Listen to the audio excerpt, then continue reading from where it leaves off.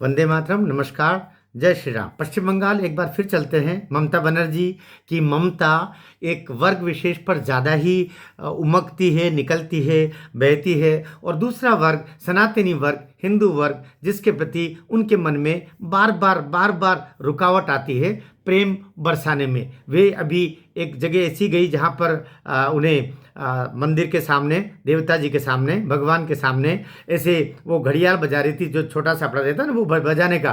तो बजाते बजाते उनके पता नहीं दिमाग में क्या चल रहा था कि उन्होंने हाथ यूं करके और उसको वो जो अपना वो था घुंघरू जिससे बजते हैं ना अंदर, उसको उल्टा ही कर दिया और फिर कुछ सोचने लगी, फिर उसको निचला कर दिया। तो कुल मिलाकर के उनकी इससे मानसिक अवस्था समझ में आती है। उनके दिमाग में कभी कभी हुमायूं कबीर आ जाता है, उनके दिमाग में कभी कभी अमित शाह आ जाते हैं, उनके दिमाग में कभी कभी शुभेंदु अधिकारी आ जाते हैं, उनके दिमाग में कभी कभी माँ दुर्गा भी याद तो आती होगी, क्योंकि वो मूलतः तो बंगाली है ही और बंगाली संस्कारों से अनुसूत। लेकिन वो धीरे धीरे कहते हैं ना कि किसी किसी विशेष वातावरण में रहते रहते आप भी वैसे ही हो जाते हो। ये बात अलग है कि कुछ ऐसे लोग रहते हैं कि भले चंदन विश्व व्यापत नहीं लिपटत रहत भुजंग, चाहे चंदन पे कितना ही सर्प लिपट के रहता हो, लेकिन चंदन अपने अंदर जहर नहीं आने देता। ऐसे भी लोग रहते हैं, लेकिन ममता के साथ ऐसा नहीं हुआ। ममता कांग्रेस से आखिर निकली हुई है। उनके टीएमसी का मतलब ही होता है कि आखिर में सी का मतलब कांग्रेस ही है।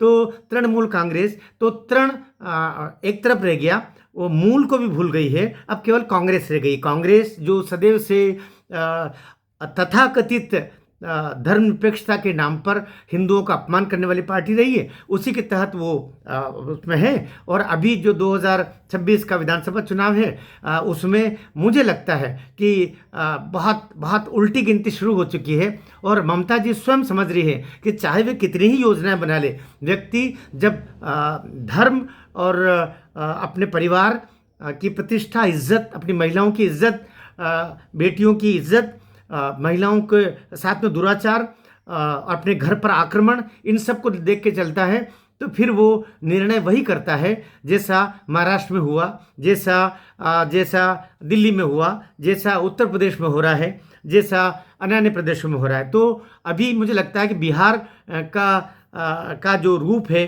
अर्थात एनडीए बहुत ताकत से आएगा, क्योंकि कॉन्फिडेंस पूरा लूज हुआ है। अभी भी वो जो मेडिकल कॉलेज की जो बालिका थी, डॉक्टर, जिसके साथ क्या हुआ, पूरे कलकत्ता निकल के आ गया था, उसके बाद में भी बहुत सारे रेप, बलात्कार, हाहाकार मचा हुआ है। महिलाओं को उठा उठा के ले जाते हैं, लड़कियों को उठा उठा के ले जाते हैं, महिलाओं को घर से उठा के ले जाते हैं और दूसरे दिन उनको वापस छोड़ने का बोलते हैं।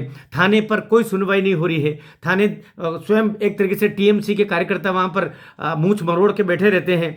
साधारण आदमी के जाने का मामला ही खत्म हो गया है। ऐसी स्थिति में एकमात्र मुझे लगता है कि परिवर्तन की तेज हवा इस समय वहाँ बह रही है। वहाँ पर वही है, वंदे मातरम, शुद्धलाम सुफलाम मलयज शीतलाम शस्य श्यामलाम मातरम। तो अभी वो जो शस्य श्यामल भूमि है, जो रविन्द्रनाथ टैगोर की भूमि है, जो बंकिम दा की भूमि है, जो अनन्य हमारे वीरों की भूमि है, सुभाष चंद्र बोस की भूमि है, हमारे श्यामा प्रसाद जी मुखर्जी की भूमि है, ये तो बड़ी राष्ट्रवादियों की भूमि है। उस भूमि से ऐसे नाकारा लोग कैसे पैदा हो गए, जिन्होंने वहाँ पर तुष्टीकरण के नाम पर विधर्मियों को पाल लिया है, जो इस राष्ट्र को ही खा जाना चाहते हैं। वे पश्चिम बंगाल को बांग्लादेश का एक और हिस्सा बना लेना चाह रहे हैं। ऐसे लोगों से निपटारे के लिए मुझे लगता है अमित शाह, नरेंद्र मोदी सब तल्लीन हैं, और जो होगा बहुत अच्छा होगा। भारत माता की जय।